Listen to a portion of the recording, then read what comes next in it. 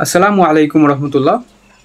আমরা এই সংকটপূর্ণ সময়ে বর্ণাঢ্য ভাই বোনদের জন্য যেভাবে এগিয়ে এসেছি, সাহায্য করছি, ঠিক একইভাবে এই বন্যা পরবর্তী সময়ে যেন আমরা এভাবে সহায়তা পাঠাই এবং এগিয়ে আসি। কারণ আমি এই কথা এই জন্যই বলছি যে যখন পানিবন্দী ছিল, যখন খুব ভয়ঙ্কর পরিস্থিতি ছিল, বন্যা হচ্ছিল, বন্যার সময় আমরা সবাই অনেক বেশি এগিয়ে এসেছি, অনুদান পাঠিয়েছি। কিন্তু বন্যা পরবর্তী সময় হলো ওই অঞ্চলের মানুষগুলোর জন্য আরও ভয়ঙ্কর দিন।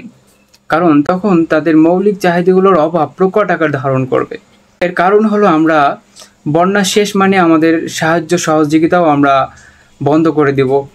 আমরা মনে করব যে তাদের বন্যা শেষ, সুতরাং আর সাহায্য সহযোগিতার দরকার নেই। কিন্তু প্রকৃত অর্থে তাদের আবাসন থেকে শুরু করে খাদ্য, বস্ত্র, থাকা, খাওয়ার অর্থাৎ মৌলিক চাহিদাগুলো পূরণ করার জন্য আমাদের সাহায্য সহযোগিতা আরও বেশি দরকার। তাদের থাকা, খাওয়ার বা তাদের মৌলিক চাহিদা পূরণের দায়িত্ব হলো বাংলাদেশ সরকারের। কিন্তু আমরা জানি যে বাংলাদেশ সদ্য অর্জিত একটি স্বাধীন দেশ, যেখানে রিসেন্টলি তত্ত্বাবধায়ক সরকার বা ইন্টারিম গভর্নমেন্ট গঠিত হয়েছে।